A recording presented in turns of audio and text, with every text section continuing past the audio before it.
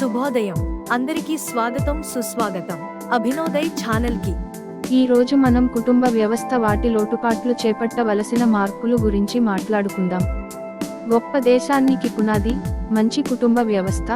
ఎందుకంటే మనిషి వ్యక్తిత్వ వికాసం కుటుంబ జీవితంతోనే ఆరంభం అవుతుంది. అనేక కారణాల వల్ల కుటుంబ వ్యవస్థ పతనావస్థకు చేరుకుందని అధ్యయనాలు సూచిస్తున్నాయి.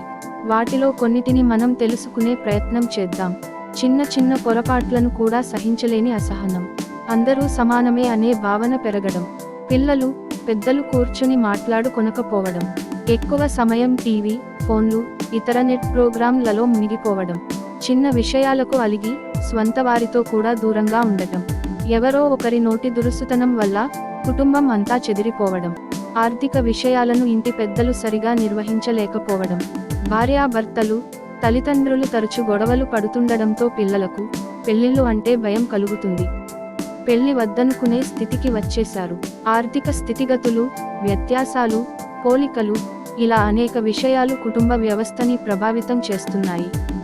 మనిషికి మరో మనిషంటే గిట్టనితనం, ఒంటరితనం ఇష్టపడుతున్నారు. మధ్యవర్తిత్వం నడిపేవారు లేరు. ఎవరిష్టానికి వారున్నారు. చెప్పినా నచ్చటం లేదు. కుటుంబ నిర్వహణ అనేది గొప్ప కళ, అది తెలియకపోవడం మరో కారణం. మానవ సంబంధాలు, సున్నితత్వం మరచిపోయి మొరటు వ్యవహారం వచ్చేసింది. భార్యాభర్తలు కలిసి కుటుంబాన్ని నడపడం మర్చిపోయారు. నా మాటే చెల్లాలి, నేను చెప్పినదే జరగాలి అనే ధోరణి ప్రబలిపోయింది. ఎవరైనా మరణిస్తే ఒక ఆకర్షణీయమైన సందేశం పెట్టేసి చేతులు దులుపుకుంటున్నారు. ఇండ్లకు వెళ్లి పలకరించడం లేదు. మోయడానికి కూడా నలుగురు వచ్చే పరిస్థితి ఉంటుందా? ప్రజలంతా ఎవరికి వారే అన్నట్లు నిర్లిప్తంగా ఉండిపోతున్నారు. ప్రక్కనే గొడవలు అవుతున్నా చూస్తూ వెళుతున్నారు తప్ప ఆపే ప్రయత్నం చేయని పరిస్థితి. ఇదే పరిస్థితి కొనసాగితే అతి త్వరలో కుటుంబ వ్యవస్థ కాదు, అసలు మానవ సంబంధాలే తెగిపోతాయి అనడం అతిశయోక్తి కాదు.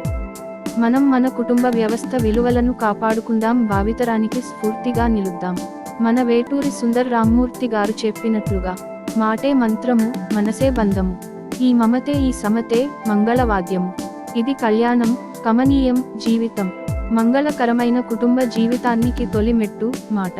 కాబట్టి మిత్రులారా, మొదటగా మనం చేయవలసిన మార్పు మాట్లాడటం. అది ఎలాగంటే, అమ్మతో ప్రేమగా మాట్లాడాలి, నాన్నతో మర్యాదగా మాట్లాడాలి, సోదరితో ఆప్యాయంగా మాట్లాడాలి, సోదరుడితో మితిమీరకుండా మాట్లాడాలి, పిల్లలతో ముద్దుగా మాట్లాడాలి, దేవునితో మౌనంగా మాట్లాడాలి, మిత్రులతో మనసు విప్పి మాట్లాడాలి, అందరితో సఖ్యతతో మాట్లాడాలి. మీకు వీడియో నచ్చినట్లయితే లైక్ మరియు సబ్స్క్రైబ్ చేయండి. సర్వే జన సుఖినో భవంతు. జై హింద్.